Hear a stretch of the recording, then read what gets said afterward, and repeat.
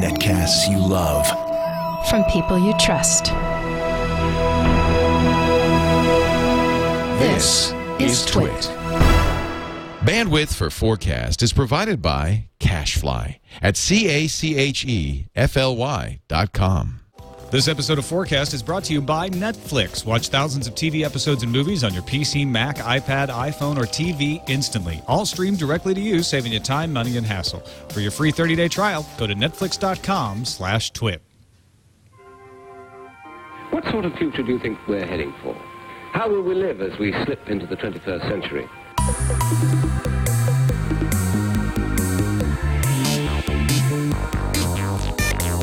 Welcome to FourCast episode 89. I'm Tom Merritt. And I'm Scott Johnson. And once again, Scott, we meet.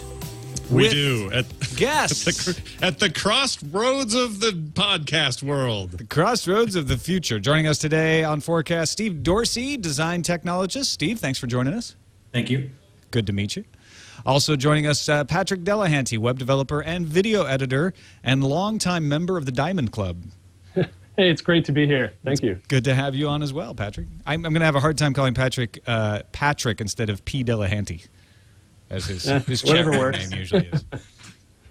All right, well, let's start off with a hastily picked email from one of our listeners that I forgot to prep before the show. We're going to go with Andre. So you're getting it now. Yeah, exactly. I'm picking it out. This is fresh. This hasn't been sitting around in some Google Doc all day. I'm pulling this right out of the email box right now. Andre, it's as close to the future as you can get, actually. That's right. Yeah. Andre says, good day, forecasters. In episode 88, Scott mentions how he would like to see what his dog thinks at any given moment. This reminded me of a short story by P.K. Dick called Roog, and I wondered if he had ever read it. In it, Dick takes us in the mind of a dog and its point of view as people are coming into his yard to pick up the trash, if I remember correctly. Dick twists the entire story like a sci-fi alien invasion.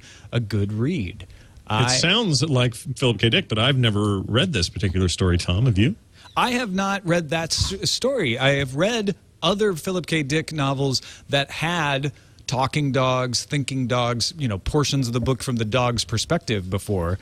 I have a feeling that the mystery and the enticement and the attraction of knowing what a dog thinks would evaporate really fast if we ever actually could figure out.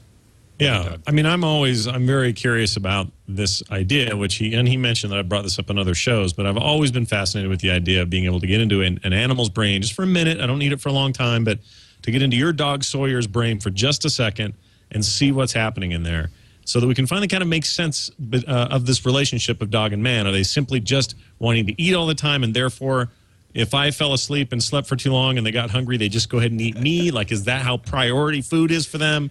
Or do they have any real feelings for me as their owner? It's those kinds of questions that I'd like to have answered, and I doubt we'll probably ever get to do that. Steve, do you think it'd be interesting to find out what goes on in a dog's head? I do think it would be interesting, but I have this theory on dogs, having grown up with many of them myself, that they have a 3-item memory.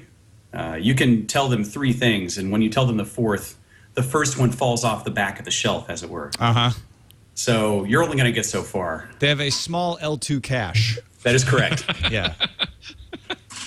That's a good point. What about you? Go ahead. I was just going to ask Patrick, do you have any ideas of what goes on in a dog's head? Do you want to know? It would be interesting for about 2 minutes, and then we'd get tired of hearing, ball, let's play ball. Come on, let's play ball. I'm hungry. Ball. Yeah.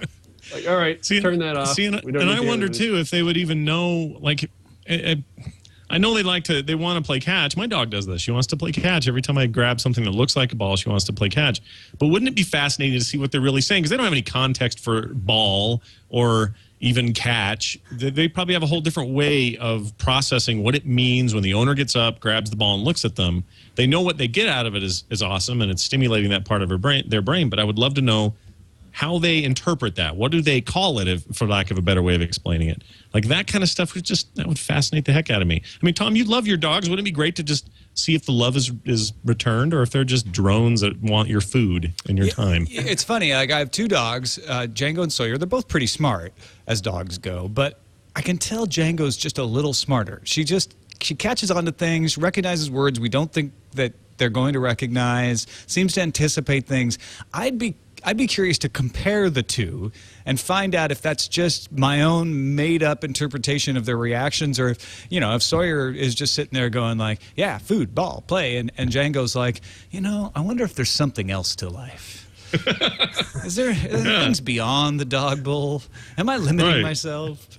Because we anthropomorphize these animals so much that I feel like we'll be surprised. I feel like we'll get in there and go, oh, they're thinking about. I mean, that's how we would translate what they're thinking. It would be a bit of a shock to most of us. Yeah. And so who knows? Maybe the future is closer than we think, and we can try this one day. I think we will get to a point someday where we can actually get an approximation of what's going on in the brains of animals. I don't know if we'll ever be able to have the collar that speaks for them or anything like that, but I do think we'll get a better understanding of this someday. All right, let's start with our short-term predictions. And Patrick, let's begin with you. Something you think will happen sooner rather than later. What do you got for us? All right. You've seen those T-shirts on places like ThinkGeek that light up, and they've got the little Wi-Fi or the sound pattern. Well, I think within 5 years, it's going to move away from being this plastic sheet that Velcros onto the shirt and actually be part of the fabric of the shirt. So a wearable computer. Well, it'll start as just a basic graphic, and you've kind of like the LCD and the calculator screen. And then it'll evolve so that you've eventually got multiple colors or a more complicated design. And it will get into an area where you can actually have a high-resolution display on fabric. And we'll probably see this first in advertising, in novelty shirts, maybe even flags. But then I think at some point it'll get to so you're wearing a wristband that's got your phone on it with the display, and it's all soft and cushy and all fabric display. So in theory, you could own maybe, let's say you could own 3 shirts. Let's say you did laundry every 3 days, okay? You'd own 3 of these shirts, and they all had this high-resolution display. And every day you're essentially wearing the exact same shirt, but that day you've decided it's going to look like, I don't know, Charlie Brown stripes in the middle of it. Or the next day it's going to look like a different texture or something like that. Is that kind of what you're talking about? Yeah, but I imagine it would still light up, so you'd be wearing these bright shirts. So you're going to have your Charlie Brown stripe, and it's going to be, the yellow part is just going to be really bright. So I don't know if you necessarily want that, but yeah. And so maybe you'd have a hat where it's got Boston Red Sox or whatever team, and it's all lit up bright. That would be cool. Yeah, it'd be great for front runners. Before we throw it to Steve, what kind of interactivity would these shirts have, or do you foresee that would even be a thing? Would we need to interact with them? Would people be able to see your advertisement come up, click your chest, and get the product coming that they want, that sort of thing? Patrick? Oh, I'm sorry. I thought you were asking Steve. But yeah, I think it would be interactive. So you could, like I said, you could have the phone, and somebody could do some sort of trade show shirt where you come up and just touch somebody's chest, probably a guy, but not at trade shows. Yeah, that's what I was saying. It would have to be a guy wearing the shirt, but otherwise there's lawsuits. But, no, I'm saying at trade shows they'll actually have it. Yeah. Yeah. But, car interiors, you want that big fancy car, you get the light up seats, and you have video playing on the seats. I wouldn't want that. But. I'm liking this idea as a way to wear just one shirt. You could throw in some nanobots that do some self-cleaning. I can change what the shirt looks like every day. Nobody knows I'm wearing the same shirt. Solves the whole laundry problem for me. We just need to add the nanobots, and that probably takes it out of the 5-year range. But, Steve, do you think some kind of programmable shirt is possible in the next few years? I think we're halfway there. I think that the technology exists to make that happen. I'm reminded of the film Minority Report with Tom Cruise. I think of a shot where he's in his apartment/penthouse, and he is trying to eat breakfast, and he's got this box of cereal that won't leave him alone because it's making noise trying to sell him more cereal, and he ends up throwing it across the room. Of course, that's, a peer into the future. But I see it happening with garments. It definitely will happen. It's just a matter of when. We've got OLED that's halfway there. It's not ruggedized, and it's not quite sturdy enough. But we've also got the tie-ins with wireless technology and marketing that are going to bring it to us, probably in the next 10 years. Seems like functional feedback would be nice too. It'd be nice to be told when it's too dirty or when you've got a big mustard stain on the back of it and you didn't know. Something that can like neutralize your armpits. Yeah. You no more picking up the shirt and smelling it before you put it on. That's right. It'll just tell you. You look at it's red light. Hook it up to your alarm clock, and you get the bed sheets. And as the morning comes, it gets brighter and wakes you up that way. That'd be cool. I see camouflage also. Oh yeah, very adaptable. That's true. That's a good point. Nobody will ever be able to see you. That'd be cool. I want one now. Yeah, I kind of do. I got one of those Think Geek shirts. It actually had the Wi-Fi, and it's the cheesiest thing. It looks so much better on the site. Oh yeah, no, we had one of those came into CNET when Veronica and I were both working there that took like ambient noise and gave you the levels. It was a VU meter, which sounds great until you put it on and it's heavy, it looks dorky, and then it's constantly flashing and it's the next battery iteration. Yeah. All right, Steve, let's throw it over to you for your short-term prediction, something that you think maybe happen in the next few years. What do you got? Well, the first thing that I thought of was moving towards a world without liquid currency. And I'm not saying that's necessarily a good thing, but it's a political thing, it's a technological thing, and I see it as being a distinct possibility. So everything's just kind of in the cloud? Yeah, everything would be handled through whatever the internet may be at that time. It probably won't resemble much what it does today. But I see a system where credit is king, and people don't necessarily go to the farmer's market and pay with cash. They go to the farmer's market and they pay with their card or their fingerprint or their retinal scan or whatever the case may be. So there's a bit of a push toward this from Bitcoin, which all of you may be familiar with. It's interesting. What's interesting about Bitcoin and the little bit of reading I've done and tried to sort of learn how this may be applicable to what I do. It is a currency that doesn't have a government backing it, a bank backing it. Like it's missing that traditional sort of brick and mortar gold standard sort of stuff going on under behind the scenes that we have with banks and credit unions and so on now. Do you feel like they're on the right path? Is their model the kind of thing you're talking about? And do we soon see larger financial institutions giving home loans and things like that to people via a method that's more akin to what you're talking about? I do see that happening. I do see the larger monetary transactions taking place privately as time goes on. But yeah, it's already happening if you think about it, because we're going to move into an area of non-government mandated credit lines. Banks besides the federal bank that can back these things up. I mean, we see it already on small scale in online gaming. It happens everywhere. And I think it's going to permeate. People are going to trust things more and more, and it'll seep into our lives on a daily basis. I think this is really interesting because not just Bitcoin, but what you just said about in-game currency and things like Facebook credits and Xbox Live points and all of these things are valuable and tradable for liquid currency right now. You can take Warcraft gold and sell it. They don't want you to do it, but you can do it. You can take Facebook credits and sell them, and that's actually okay. They're fine with that. They at least until abuses start happening, I guess. But all of this stuff is translatable, and eventually we're going to have all kinds of alternative currencies in the system that will have an unforeseen effect on how liquid currency plays out. The interesting thing about Bitcoin, it's an attempt to be a virtual liquid currency, to say you can't replicate an individual Bitcoin. We're going to use encryption, we're going to use checksums, we're going to make it so that this coin exists even though it's virtual as an individual unit that can't be counterfeited. Whereas what we've got going now with banks and credit cards and such is less secure than that. If you just send $1,000 through PayPal, it's not like they say, well, you got to wait for us to pull that $1,000 out of your bank account, put it on a truck, and deliver it to somebody else's bank. They're like, yeah, okay, it just happened, instant, and the physical part of it is made up in the background. So we're close to that in so many little different ways. I think you're right. I think we'll get there. I don't know how we'll get there. Patrick, do you have any thoughts on that, on the matter? How we end up in that situation? Yeah, I've been trying to think of how something like that could come about, and the only thing I can think of is if our current banks fail and we need something else to turn to. And, banks could never fail, but... they're too big. Yeah. So I think if there's a complete collapse, then we might be looking for some alternative just for the barter system, something above that.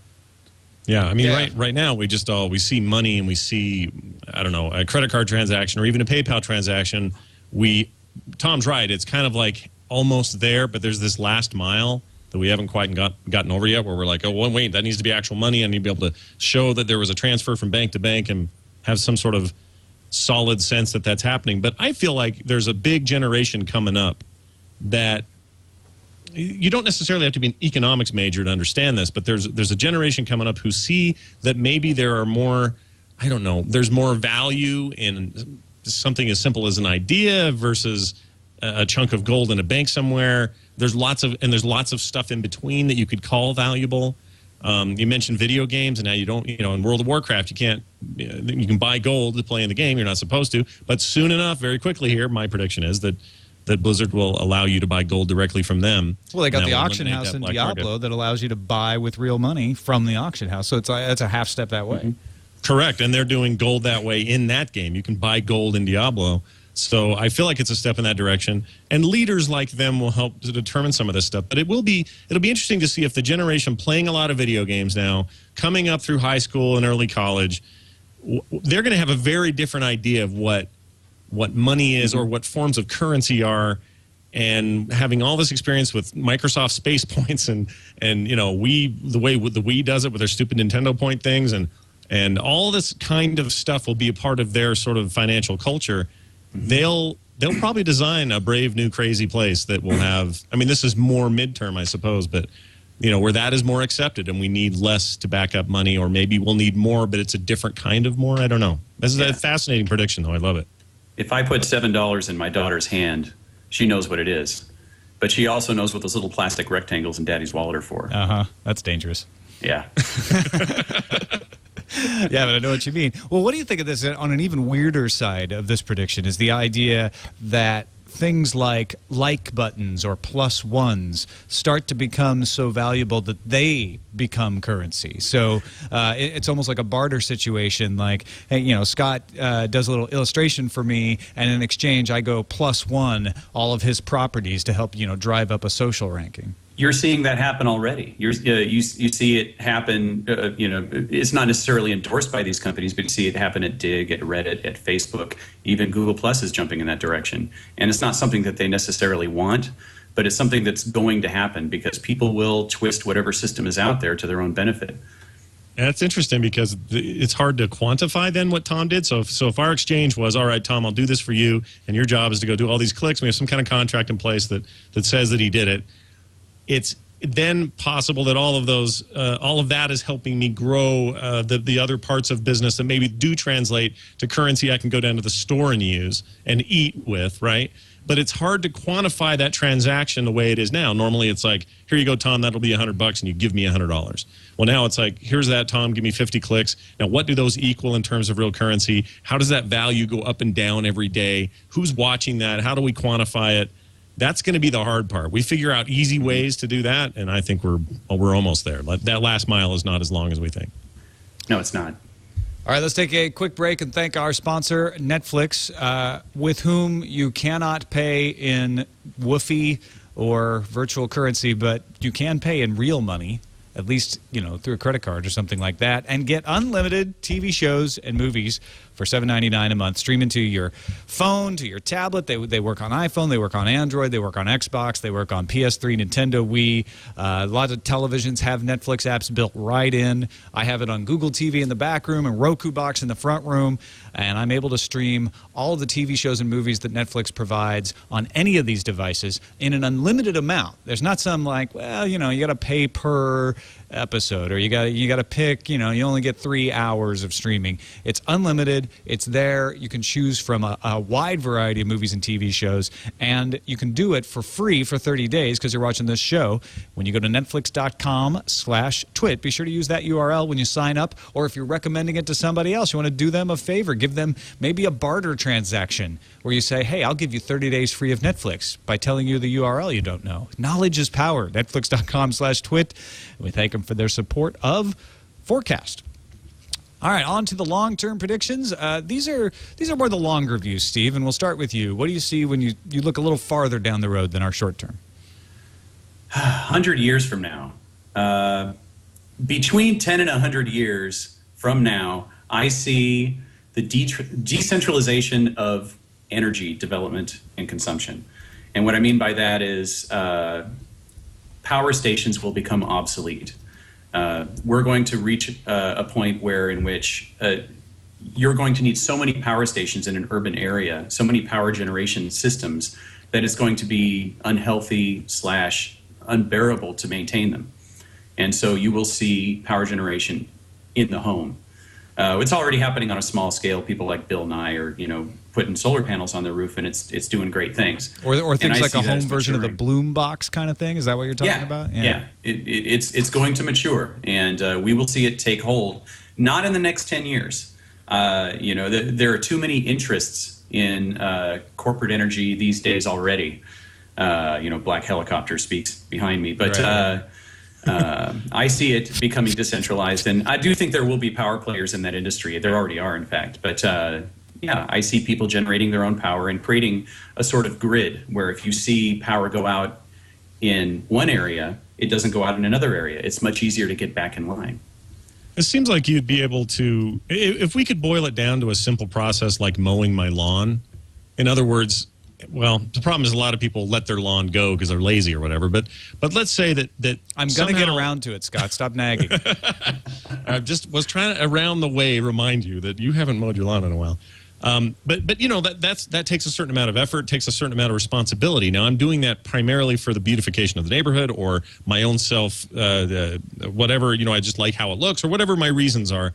If it becomes something that economical and that easy, then I think that's key. It seems like right now what people are asked to do is install this great big array of stuff, and they're really not sure if that's going to work. And when they start seeing the cost benefit, it's way down the road because the initial investment was so high, and the government helped with this little thing that they did this year, but that's not enough. And all of those sorts of things hinder people from making changes like that. It seems like when people make major technological changes, either in the home or whatever, it's when it becomes ubiquitous and easy, like electricity, like plumbing, indoor plumbing. It seems like we have to get our ability to generate that kind of energy as simple as flipping something on every day, pushing leaves out of the way of whatever the sun receptors, whatever we're going to call them in 100 years.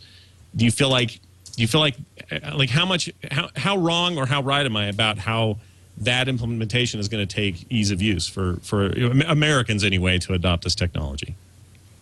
It's tricky. There's a better and a worse side to it, just like anything, of course. But it's going to be good with the idea that it's going to be a flexible system that is going to allow for error in a far more convenient way than current systems do. You won't have entire cities that go black. You'll have blocks. You'll have it'll be more of a neural net rather than something that's controlled from a centralized location.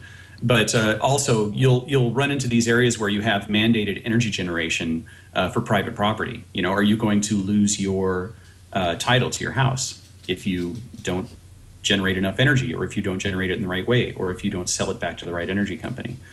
So there's a lot to consider in both directions. I am often enticed by this idea of a mesh network taking over in lots of areas, not just in energy. I think you're right. I have this gut feeling that eventually we're going to decentralize, but in the internet, where mesh networks are a possibility someday, where we don't have centralized internet control or the power grid or food distribution.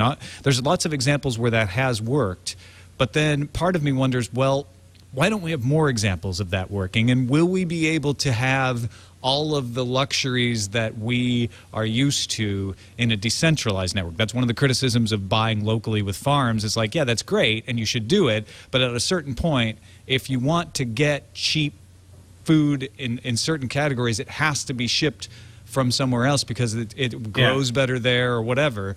And people in Chicago can't buy tomatoes. Yeah, exactly. They have to be shipped from somewhere else. So, Patrick, do you see that sort of decentralized future taking over in various areas, especially power, like Steve? Yeah, actually, on my way home from work today, I passed a few streets where the power lines are just all over the street because we had Hurricane Irene here yesterday.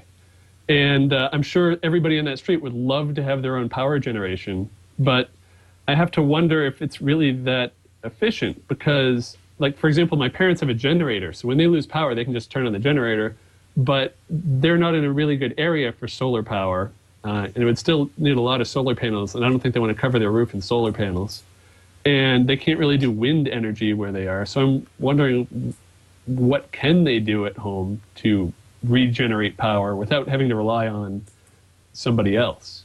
Well, it's a goofy. See, we're at this stage where we're not really ready for this, but I agree with what Steve says. It needs to be more like a neural net. It needs to be able to be so efficient that if houses, A, B, and C, suddenly they are vacated, nobody's there, that doesn't adversely affect the larger grid, which maybe, let's say, is a small town or maybe just a grid of a few neighborhoods. It needs to be, efficient enough that there's reserves somehow generated all the time, that even a complete blackout means, or I guess they would be the blackout. So it changes the paradigm so much that I don't think we're even thinking of all the possibilities. But I think Steve has it right. It isn't just going to be, well, Bill over there put a satellite or put a solar panel on the house, so we're all good. It's going to have to be something bigger, something more, and something a little bit communal in a way. I mean, not that they all have to sort of agree, but it has to be everybody working on it together, I think. Or maybe the towns got parks around town, and those neighborhoods share solar farms or wind farms or something like that.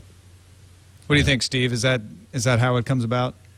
I see that as being the major ingredient. The idea was brought up about energy storage, and that's something that we're probably 100 years away from. Battery technology really isn't that advanced, and it's definitely nowhere near the point that we're going to need it to be at if we're going to store up enough energy during the day to use at night, especially if we're operating in a world economy where we're going to be trading stocks on the Chinese stock market at 2 a.m.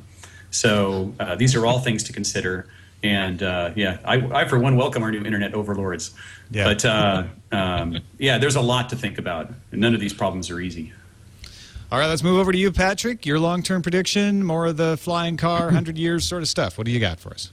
Well, I think it's been about 5,000 years that this has been around, and it hasn't really changed. And it's your toilet.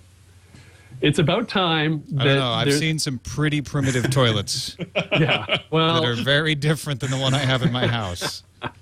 But ultimately, they're all the same sort of thing. And I think in the future, there'll be some way for waste extraction that will be more sanitary, let's just say.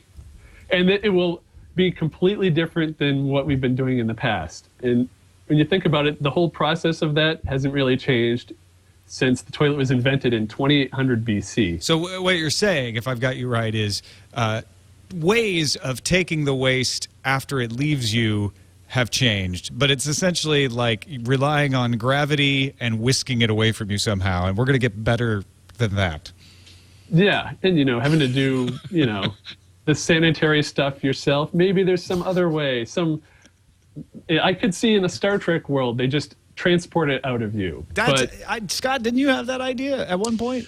Yeah, we talked about this on a previous show where the only ultimate solution for any of this is for it to be teleported out of my body. I don't know if 100 years is enough for this to happen. Maybe this is more crazy ass, but to teleport it from me to space somewhere where nobody cares, that's a solution I can get my head around. Until then, until we can do something, or even I'll meet them halfway and do half the thing. We'll just have a toilet, but then that receptacle is immediately, that's the teleporter, right? Out, gone, wherever it needs to go. So my urine is on Uranus for all we care. I see what I did there at the words of the name. But Pretty good. you know what I mean? Like that to me, that's everything else is still just going to be another version of a toilet until then. Don't you think, Patrick? How does that fly for you? What do you think of that? Don't use the word fly. Well, I don't think it'll go right to teleporting, but the Japanese are at the forefront of toilet technology. I was there in 2006, and my hotel room had this toilet with all these buttons on it. I couldn't read a thing on it because it's all in Japanese, so I just had to start pressing them to see what they did. I ended up squirting the wall out in the hallway, and then I squirted the mirror behind the toilet. But so yeah, I think there's I think that the toilet paper lobby has it in, and that's what they're holding us back here. Oh, I see. That's a powerful lobby. Those guys show up. You know, they show up in their suits and their ties, and they always have such nice, well-shaven looking guys. But there's always a piece of toilet paper hanging off the back of their shoe. You notice that? They're always just dragging that through Congress. It's called marketing. Oh, Don't squeeze the Charmin, or else. I think the key may again be nanobots. I know it's the second time I've brought it up, but some nanobots that just kind of take care of everything for you on the back end, so to speak. That's all. It solves the entire problem. This is, because it really is a backhaul issue. I'm sorry. I'm going to have to interrupt myself. Please save me, Steve. Do you have a perspective? I think you're on a roll. I'm enjoying this person. Me Get too. it? Roll. Get it? Hey. But no, I see. The Japanese will bring it to us. That's the main thing. Sorry, go ahead. Yeah, the 3 shells will be invented in Japan. Yes, the 3 shells, exactly. Yes, who can forget the 3 shells? More If of you Demolition don't know Man. it, look it up online. Demolition Man is our model for the future. Yes, a classic. But It comes I see. from Taco Bell being the main restaurant in the world. But yeah, anyway. Also true. Yeah.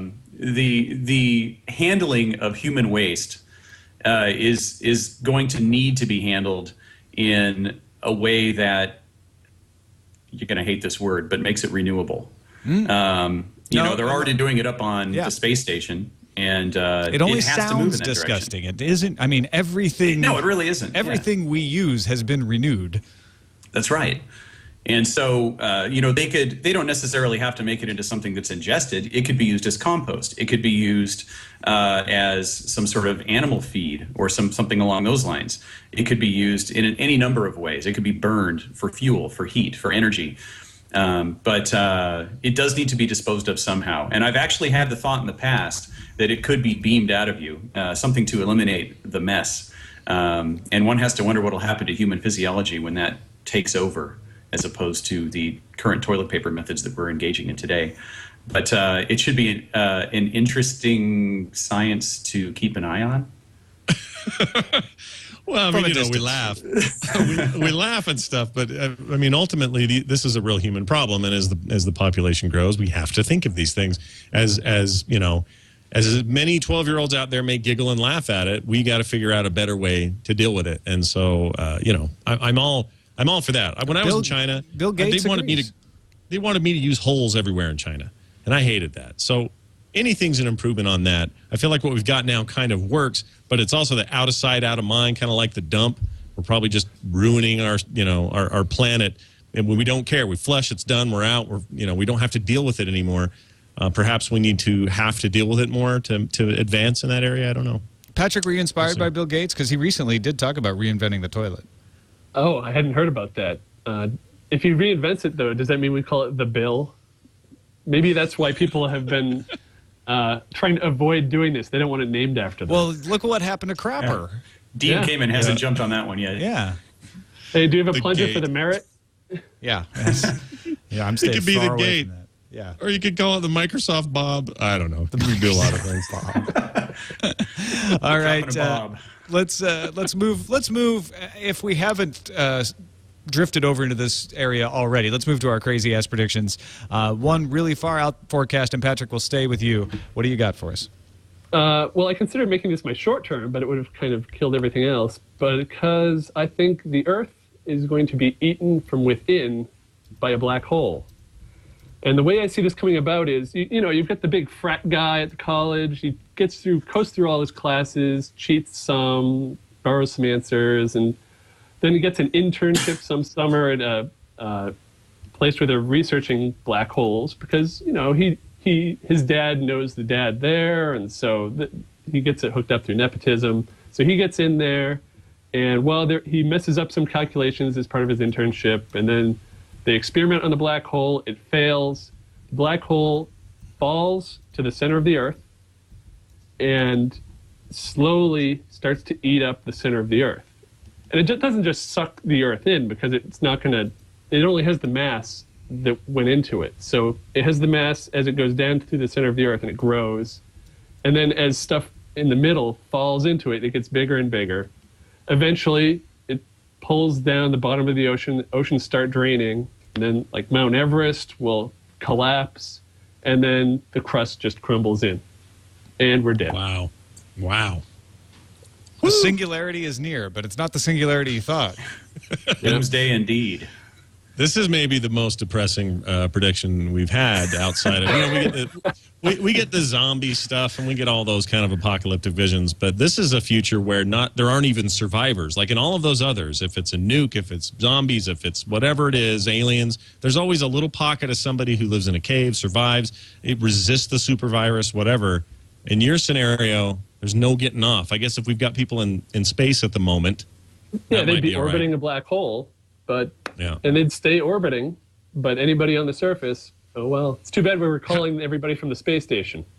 Well, how quick is this? How fast does this happen once it starts to kick in? And once it's in the Earth and starts to do its thing, are we looking at a week, months, years, what?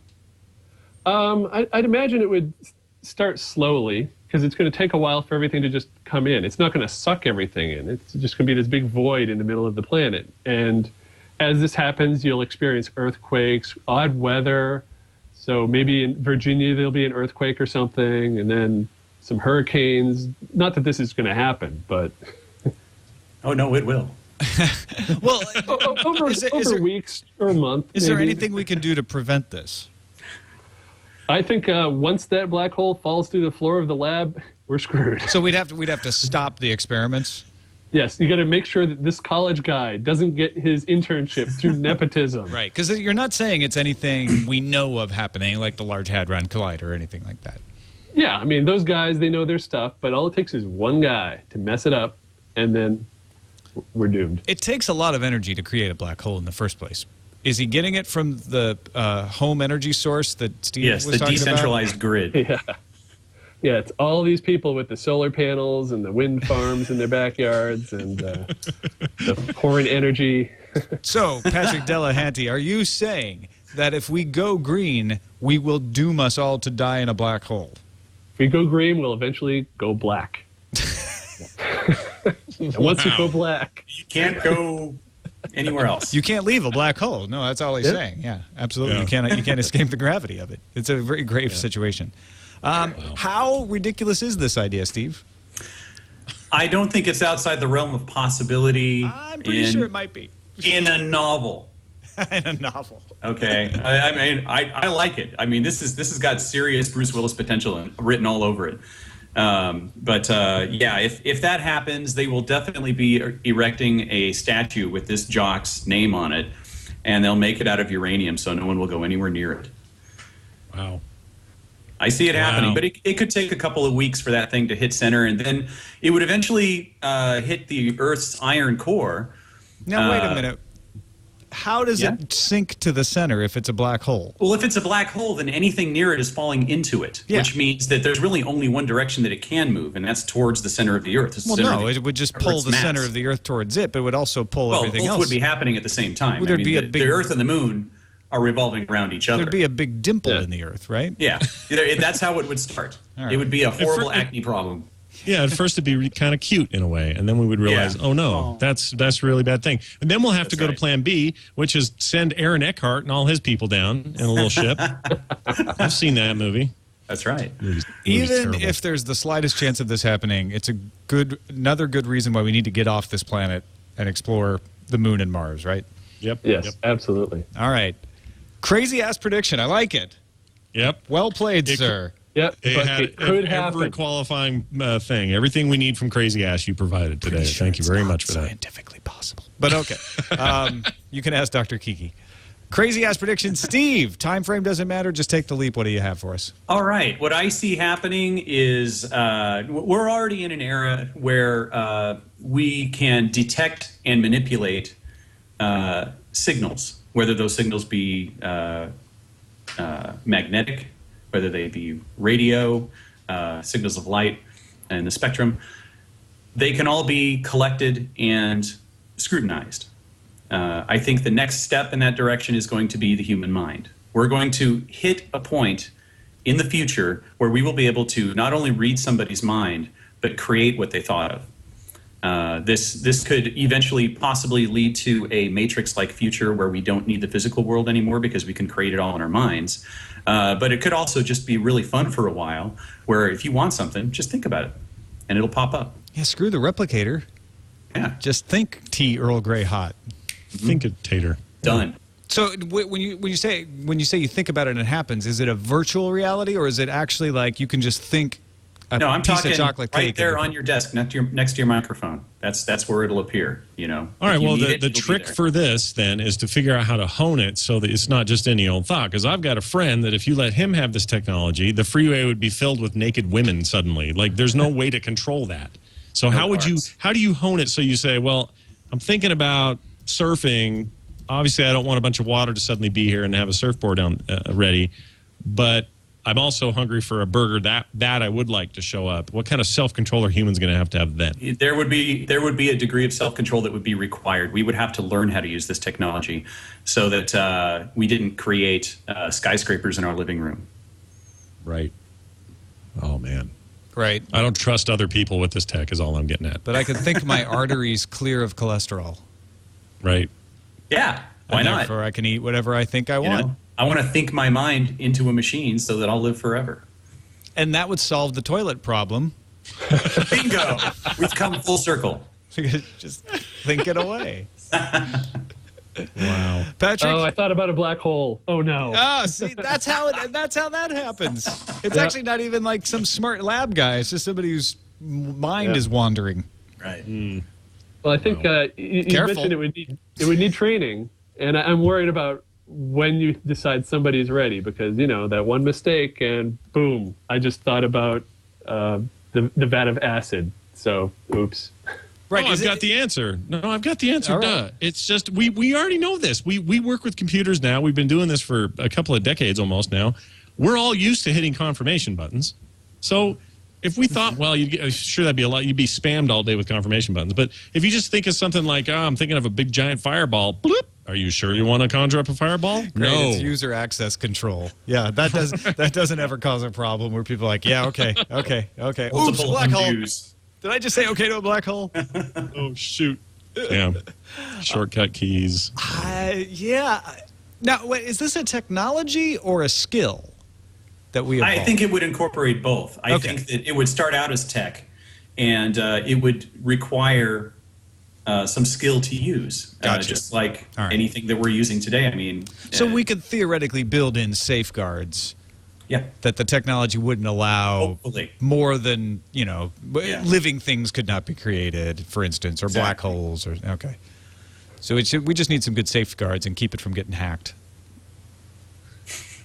Good luck with The that. whole idea. It scares you if you start thinking about it. And then when you I think just- about it, it becomes real. And it could be anything, like conjure a spider that's bigger than a tank. That's a bad idea. Don't to have do that that. Spider. Yeah, don't do that. I want man. a You can't tank control bigger it. than that tank spider. Yeah, exactly. It's just mutually assured tank spider destruction. I, for one, welcome our tank spider overlords. Myself. You may have just titled the show right there. All right. I believe it's time for 4 questions now. Is it not, Scott? It is. That's the time of the show where we ask 4 questions, rapid fire style, from our guests. They're not allowed to think about it too hard. They have to answer from the gut. And I am asking, oh my gosh, who am I asking? I should find out. I am asking Steve. Steve, are you sitting comfortably, sir? I am now. All right. Here are your 4 questions. Good luck. Sort of. Where are they? There we are. Will we finally get a future where everyone has a shaved head, ladies included? Yes, it will be in vogue. Sweet. It's the I'm looking Sinead forward to that. future. Tom still has to have his beard, though. Oh, crap. They found that. That's Beautiful. Photoshop, by the way. Goodness, Tony must be at the board today. You kind of look like John Strickland in that picture. Yeah, a little bit. What mascot would you want to be president? Mr. Peanut, Mr. Clean, the Green Giant, or something different? I would say Mr. Peanut. That guy's got style. He sure can does. forge a contract with any country and any corporation he needs to. He dances way out of any problem. That's the problem. People always vote on appearances, you know? Always. And then a tough guy like Mr. Clean doesn't get a chance. We just don't trust him. And also, he's living in a future where everyone has a shaved head, so nobody can tell it's him. Yeah, true. Yeah. And the Green Giant has no chance anyway because he's running on the Green Party. Those guys never win. He's not real. Yeah. Oh, unlike that's right. the other two. If you could construct a functioning gun out of chicken bones, can you imagine a future where that would make sense? Nice question. No. I suggest everyone will see the movie Existenz on Netflix. And I hate cats. Yeah. Well, yeah, chicken guns no good. The lack of answer is the best answer possible, honestly. Final question: food replicators or dude replicators? The former, I think. Former is food replicators. That's just me talking. I'm not judging. Yeah. Okay, fine. I agree with you. I'm kind of with you on that. No more dudes. We got enough dudes.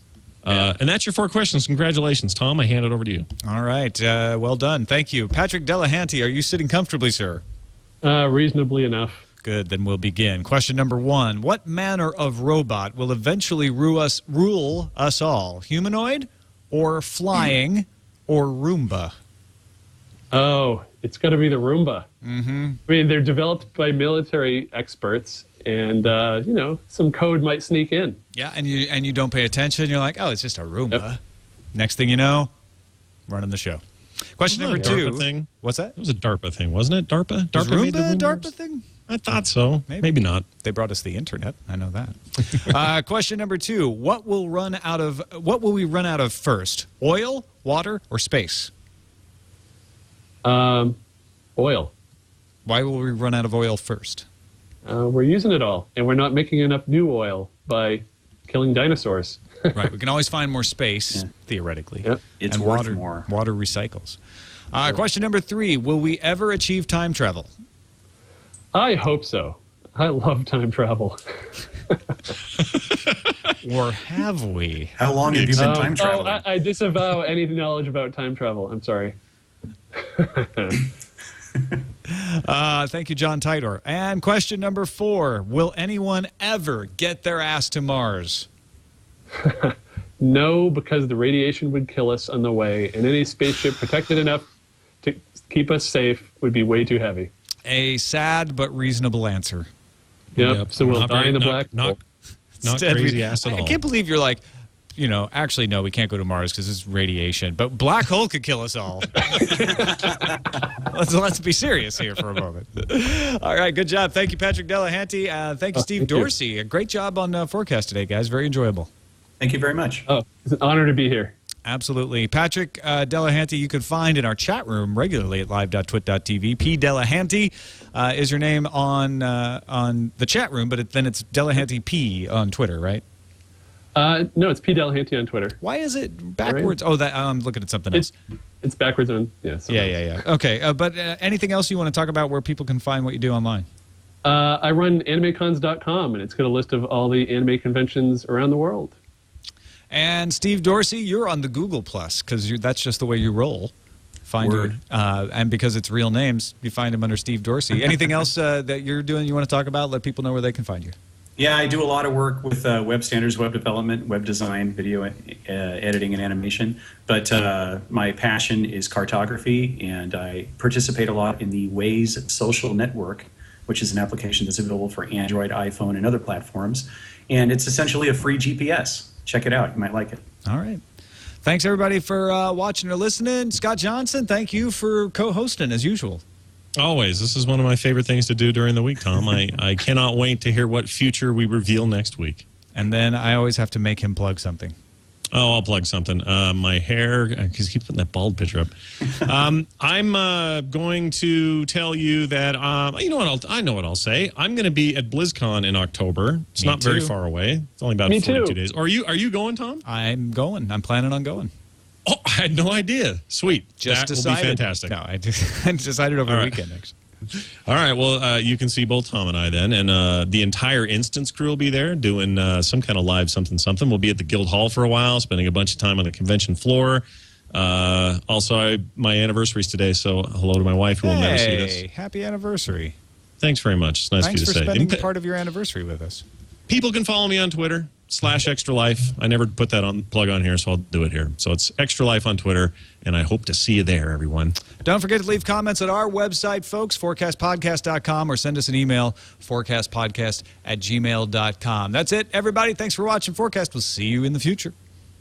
Bye. Music.